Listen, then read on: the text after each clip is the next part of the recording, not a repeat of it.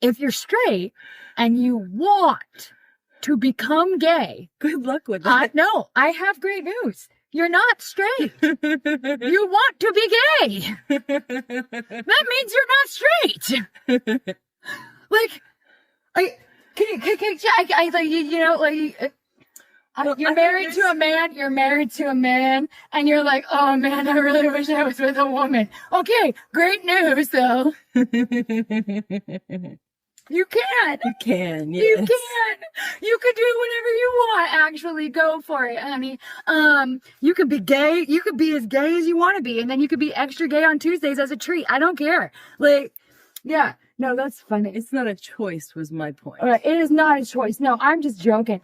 But like, I just thought that was so funny. You're like, if you're straight and you want to be gay, no, you can't. Well, if you want to be gay, you're not. Absolutely try. You go ahead and try. Yeah, my hypothesis is that if you want to be straight, you are. Or if you want to be gay, you are not. Because if you're gay and you want to be straight, you can't. Right. Also, same thing. No, you can't. You are who you are. You can't change it. It won't change. You can really try and be in the closet, and people have been in the closet. You can be in the closet, or for life, yeah. Yes, I did go in the closet so I could do my military service, and then in 2015, when it became legal for me to be in the military, I walked up to my commanding officer and said, hello, I am gay, and he said, I know, get back to work. Like, it's not a big deal. Right. Do you feel like there was any kind of gender bias when it came to being gay in the military as a woman versus male counterparts? No. And that's what's interesting with all of the controversy with gender in society, is that we were genderless in the military. We were all sailors. We were all recruits. We were all minions. We were not male or female. We were just marching. We were just exercising. We were just doing our job. And I remember at one point there was a notable time when I was an aircraft structural mechanic, and at one point they put 3 females out on the safety check to do the safety circle around the bird, which is a helicopter. We worked on HM-15, the Black Hawk helicopters. Anyway, so we did the safety check, and when we came back in to go check in with the supervisor, he was like, he didn't even realize until after the fact. So it was after the fact. He was like, I just realized I sent 3 females, like it was an all-female crew to do the safety check, and he didn't even think twice about it. It was after the fact that he noticed, that he was like, cool, y'all were all competent to do so. Yeah. But it's traditionally, for those who don't know, that job in the military, aircraft structural mechanic, is traditionally a male job, and usually a bit misogynistic in terms of, you're in the shop 12 hours on, 12 hours off, covered in hydraulic fluid. Speaking of a bit misogynistic, am I the only one who I am almost triggered at this point when someone says female? I immediately am on the defense. Like, what do you mean? What are you talking about? Female means AFAB? What do you mean? No, I feel like female is most often been co-opted by misogynistic people. These females this, these females that. Okay. I hear it and I see it online so much. I don't get offended by words, I guess, because that whole kindergarten, there was that, like, sticks and stones may break my bones, but words can never hurt me. Mm-hmm. Well, you know what? I tell my children, sticks and stones may break your bones, but sometimes words hurt worse. And that's because, words can leave invisible wounds that stay on you forever. Now, I'm not saying that's the difference of, like, female, using the word female or incidentally using the wrong word. But like in the case of the conversion therapy, sticks and stones can break your bones, but sometimes words hurt worse. There are people who have gone through talk therapy that has healed them. Mm-hmm. I have an example, a question actually. Mm-hmm. If somebody said something to you about having an extra chromosome, would you take that with a negative connotation? No. Me neither. Okay. No. So, in fact, I think I might, I have fetal alcohol syndrome sometimes, but maybe that's my OCD. I don't know. Apparently that's a bit of an insult, and I was just unaware. How is that an insult? I don't know. What was the context? The context was a Facebook argument on, because I think it was on my birthday, I decided to start like a civil discourse on my page. And so one of the comments said something about, oh, now I'm trying to remember what it actually said. But the part that came up with that, no, it's gone. It's like, you know how that brain fog, something's going on in your head, and it's like, on the regular brain fog. And it's like an etch-a-sketch. The brain just etch-a-sketches and it's gone. I don't even know what my head is doing most of the time. Are you going to do my makeup too? I can. Okay. I don't have a costume for you, No, you don't need a costume. My hair is green. True. That is enough. We kind of have a Cosmo and Wanda thing going on. I was going to do a skeleton since you've got skeletons in front of your house. Cool. And I did a skeleton last night. I'll do like a day skeleton. And like last night I did like a night skeleton. So maybe I can cut them. Like transition them or something. Could be fun. That could be fun. 2 skeletons in a row. Maybe I'll do 2 costumes today though. Oh, but back to, for a second, the conversion therapy. Because it is such a hot topic. It is a slow burn. Because they just heard oral arguments October of 2025. Yeah. I'm not expected to make a decision on that until June of 2026. Wow. Yes. No, I think my biggest shock on this is that they still have conversion therapy. And also, I guess I go back to what I asked you about the military as well. Is there a gender bias in this? Who are we seeing being sent to this conversion therapy? Is it just kind of equal across the board? I think it's a parental decision. So if a parent wants their child to be different, and that is something I did see when I worked inpatient. When I worked inpatient, I would see parents who said, "Fix my child." And I would have to tell them there's nothing wrong with your child. You need therapy. And I would say it in the nicest way possible. But it's the adult oftentimes who has something going on that is unprocessed, or maybe that they could have something shift within themselves. A good amount of the time, yeah. Yes. And so there's oftentimes nothing at all wrong with the child. And if that child wants to play with Barbies instead of G.I. Joes, who cares? So it's like people who have that social construct in their mind already that they need to be different, that their child needs to be different. That their child is broken in some way, shape, or form. I have one time had to set a boundary with a family that just said, "Can you instill values into our child?" And I said, "I cannot, whether they're yours or mine. I cannot instill values. I cannot give advice, but what I can do is help your child identify and process whatever's going on for them." And they said, "Thank you. We'll be taking our services elsewhere." And I said, "Thank you." Okay, so they wanted that they were typical asking for Oklahoman vibe of can you instill? Oh my gosh. Without asking, it was like asking for conversion therapy without asking for conversion therapy. How terrifying. Like, how truly terrifying, honestly. I can't imagine. So what can a kid do? What can a kid do if their parent has chosen this terrible, in my opinion, terrible choice? And if anybody disagrees and thinks conversion therapy is helpful, they're more than welcome to let me know. But I can think of no way that is a positive. But like, what should a child do? Do you know what rights they have or anything along those lines?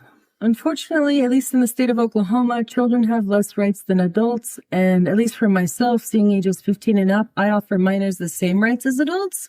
What that means is I will only break confidentiality if they have those 3 legal exceptions. So, if they're a danger to themselves or others, if they're going to abuse or neglect of a child, elderly, or disabled person, or domestic violence in front of a minor child, that kind of thing, those I would have to report, But if it's anything else, I offer the same confidentiality that I would an adult.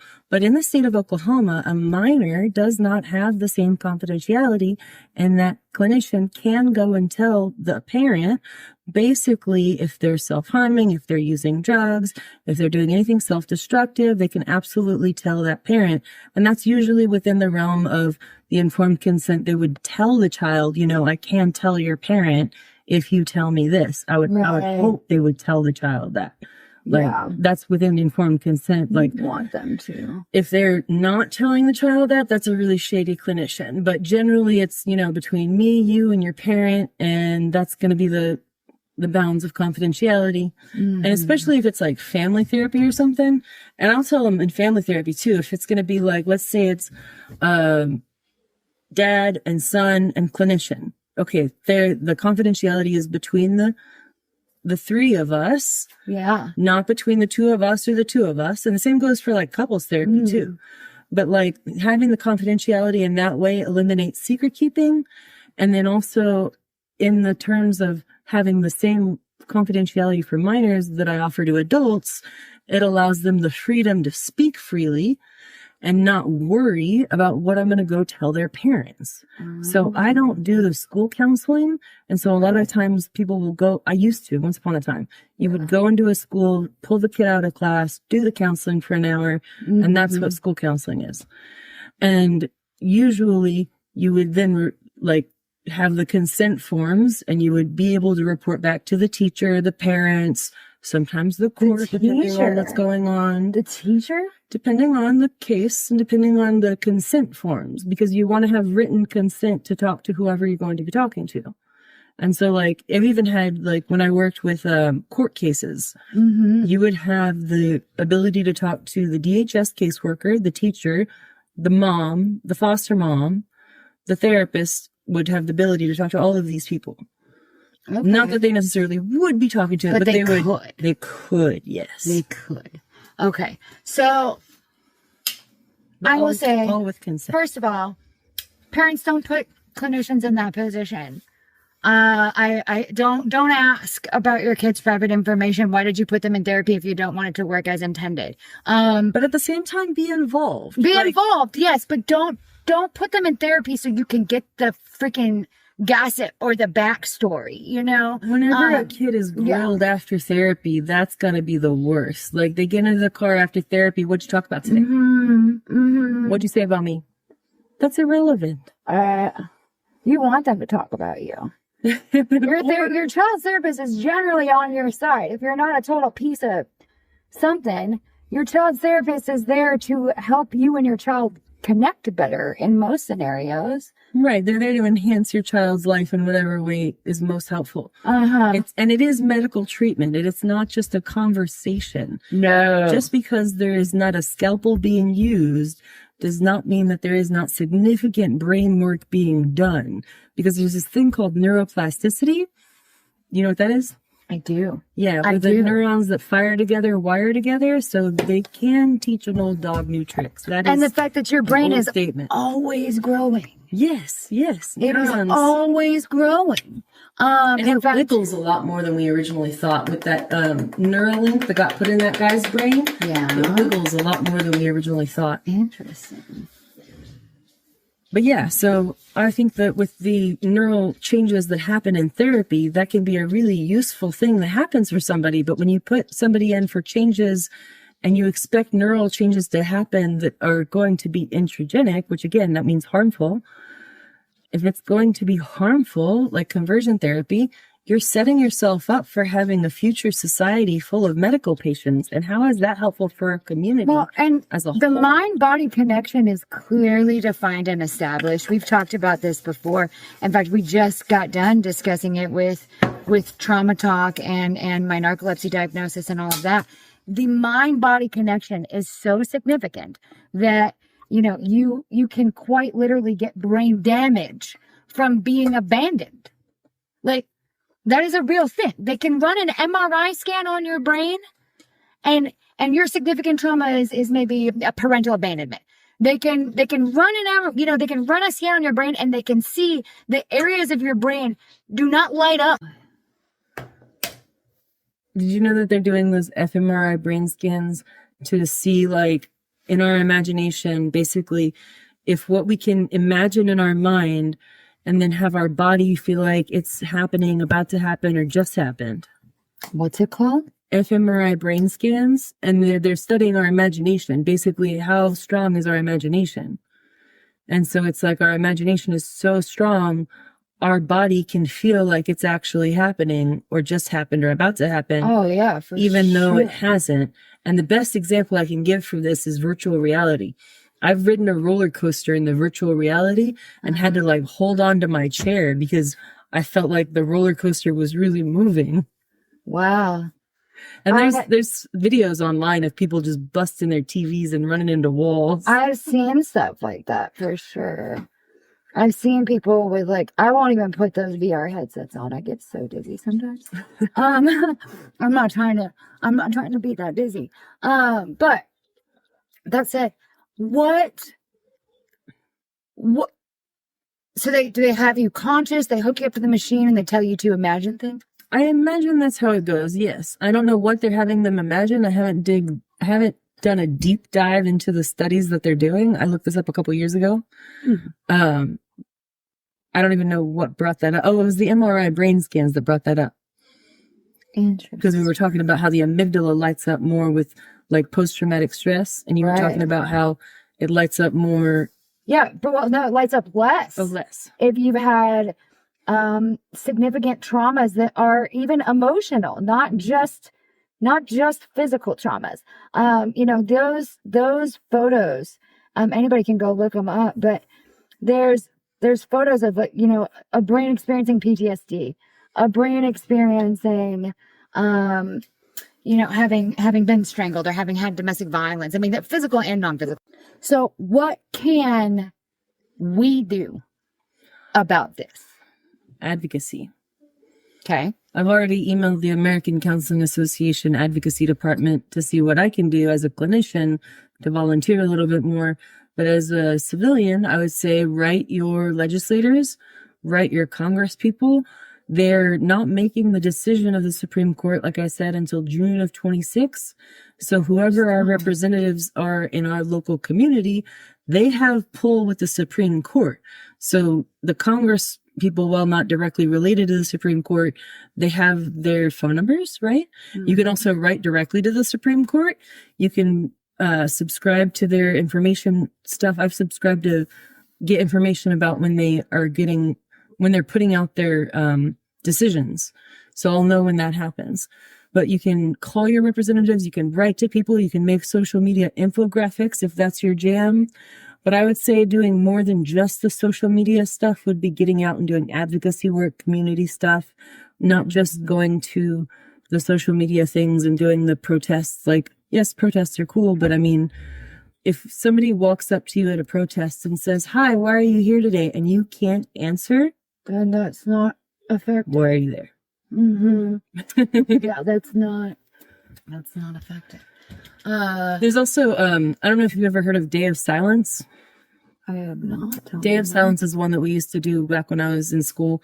I think it's still around, but basically Day of Silence is where for the whole day, the LGBT plus community is silent. And then at like 5 o'clock or whatever, there's like a breaking of the silence. So actually the Day of Silence for 2025, I'm going to look it up real quick. It was Friday, April 4th. But it also says Friday, April 11th. But anyway, you observe the day by taking a vow of silence. You don't speak at work or school. You can wear a little badge that says why you're not speaking. And then you basically, at the end of the day, break that silence and educate people. I used to get up on a podium and educate people in high school. I haven't done any of that kind of advocacy in a while. But it's just basically to raise awareness about the harmful effects of discrimination, harassment against LGBT plus people, not just in schools, but in any environment. I like that. How would you recommend in this kind of scary time, like, how would you recommend that someone who maybe feels like they're in danger of this, like a child, maybe a high school or something along those lines, feels like they're in danger of this, how would you recommend they just kind of deal with that emotional toll then? Because they're almost necessitated to remain in the closet. Oh, they're not going to be able to do that kind of advocacy if they feel they're in danger of this. What should they do to take care of themselves until they can get to a place in space where they are free to be themselves. It's interesting that you said in this scary time. Yes. Because it's always been a scary time. True. Depending on your point in time. True. And so one of the things that I would say is listen to PSAs. When I was a kid, I saw a PSA from a bunch of older people that actually said it gets better. And I believed them. So I stuck around. All right. And that is so and it correct. does get better. It does get better. It keeps getting better. And that's a message. I think even when you're in the depths of hell, you should know it does and can and will get better, because that's the nature of life. Everything ebbs and flows. You know, 1 minute you're going. But a combination of, to answer your question, I would say a combination of two things. One, being in the moment, because being in the moment with your breath, with your mind, with are you hydrated, are you fed, or that kind of thing is useful. But also being future focused, having like some people have a vision board, some people have a diary, some people have a mental picture of what their life will be one day, and remembering that right now, this is temporary, whatever the dumpster fire may be. Well, and I would say as a mom, I would tack on to that, you know, that you mentioned that thing about forethought. I can already hear in my head how some of my kids would react to that, which would be, but I have no idea what I want to be. That's fine. That's fine. You're good. You're good. Most people don't. Honestly, I would think more people don't know than do know. But and that's normal. I think having a goal of reaching contentment is a great way any to goal manage is that. fine. Like, have any goal. Yeah. I had a goal when I was a kid of, being an entrepreneur. I didn't know what it was going to be, but I knew at about the age of 9 or 10 that I was going to work Monday through Friday, 9 to 4. And now I work Monday through Friday, 9 to 2. So I exceeded those expectations. But I knew I was going to be an entrepreneur. I knew I was going to have a business. And at the time, I think it was like Cat's Crafts, because I made like little beads and stuff. But I had that entrepreneurial like mindset. So I had a goal in mind of how I was going to be a grown-up. And then I got to be a grown-up, and I look back at my 10-year-old self and I say, thank you, little girl. Thank you for having a goal. And now when I'm 37, I'm going to be looking back at myself when I'm 67 going, thank you, young woman. Like, thank you for making the decisions that you did at that age. And that's what I think will be helpful for people if they remember the future in that way. If you've ever heard of that term, remembering the future, what would be good to have done, right? So it would be good to have walked those 2 miles. So go ahead and walk those 2 miles. Interesting. Speaking of which, I got a walking pad for my birthday. Nice. I love that. It was a really cool one. But yeah, so that's what I would say is just the mindfulness of the moment and the future focused goals in mind. This situation is temporary. And if you got to be in the closet, remember it's temporary. Well, and I used to say I still say sometimes, when the kids don't want to eat something, but that's what we've got for dinner, you can eat food you don't like to reach the eventual goal. You can. You may not enjoy it, but you can do it. And I had to learn that myself because I'm an incredibly picky eater. But for the most part, yeah, I mean, you can do it. And having that self-confidence in yourself, I would imagine, is really important. That can be probably hard to reach if you've got parents that disagree with who you are, and instilling that self-confidence can be a goal of therapy. To increase one's self-confidence can be a tangible goal to reach. But if you're going into a therapeutic environment that's saying you're broken and let's fix you, then how are you going to increase your self-confidence? How are you going to be anything other than not good enough? I don't think that I could go to therapy. I don't, correct me if I'm wrong, but can a good therapist even say that? Well, good and bad, I think, are like all or nothing terms. That they need to fix someone. That they're broken and they need to be fixed. Right. No therapist is going to tell you that you're broken, but a No. conversion therapist might tell you that you Oh, conversion can therapists are like be healed. And that is just a veiled way of saying that you need to be fixed. Okay, so they're just. I forget that these people are quantifying the human experience as mental illness. Right. And Yeah. homosexuality was taken out of the Diagnostic and Statistical Manual of Mental Illnesses in 1973. That's like over 20 years ago. Over 25 years ago. Right. Over 50 years ago. Wow, math. 50 years ago. I agree with Barbie. Math is hard. They never should have taken that Barbie away. Math is incredibly hard. Math is incredibly hard, but you can use mnemonic devices and songs, and I still know the quadratic formula. I always did our English work and she did our math. Right, because I know that x equals negative b plus or minus square root. Yeah, I'm not going to finish it. And then when I got to college, because she did my English work, they handed me an elementary grammar book and said, girl, you got to learn this to get through college. And I did. I absolutely did. And I got my thesis written, which one day maybe I'll publish. I don't know. Oh, it's becoming relevant again. I never published it. It is absolutely relevant again, especially after what certain someone said in a speech recently. That's it. Okay, that's all the time we have for right now on Therapy Unlocked. We'll be back and I'll be spookier. We'll see you later. Have a good one. Later. Goodbye. That's all the time we have for today on Therapy Unlocked. Please join us next time as we continue the conversation. Don't forget to like, subscribe, and join us as we continue the journey to unlock the mind, one conversation at a time.